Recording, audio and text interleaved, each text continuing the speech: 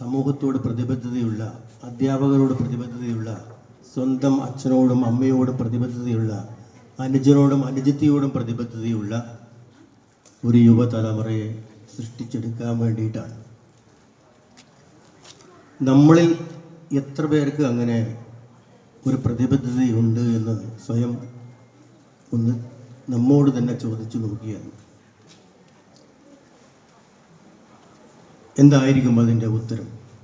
നമ്മളിപ്പോൾ ഈ യൂണിഫോം ഇട്ട് നല്ല പരേഡ്, നല്ല മികച്ച ഒരു പരേഡാണ് കാഴ്ചവെച്ചത്. പരേഡ് കമാൻഡറാണെങ്കിൽ അതിലും ഗംഭീരമായിട്ടുണ്ട്. ഞാൻ വളരെ അഭിനന്ദിക്കുന്നു.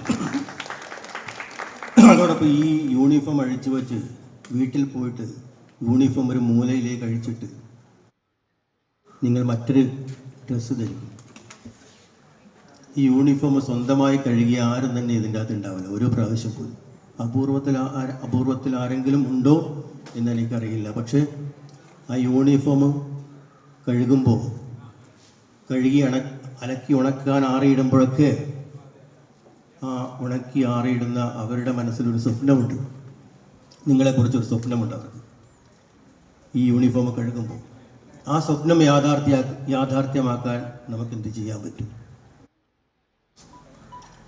നമ്മൾ വിദ്യാഭ്യാസ സ്ഥാപനത്തിൽ നിന്ന്, വിദ്യാലയത്തിൽ നിന്ന് നമ്മൾ ഒരുപാട് പഠിക്കുന്നുണ്ട്. ഒരുപാട്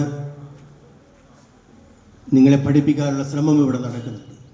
നമ്മൾ എന്ത് പഠിച്ചു എന്നുള്ളതാണ് ഏറ്റവും പ്രധാനം. നാളെ ഈ സ്ഥാപനം കഴിഞ്ഞ് നിങ്ങൾ പുറത്തേക്ക് പോകും.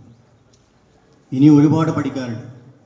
തിങ്കളും താരങ്ങളും തൂവള്ളി കതിർച്ചിന്നും തുങ്കമാം വാഴ്ചോട്ടിലാണെൻ്റെ വിദ്യാലയം എന്ന് നമ്മൾ ചെറിയക്കാലത്ത് പഠിച്ചിട്ടുണ്ട്. ഈ ആകാശത്തിന് താഴെയുള്ളത്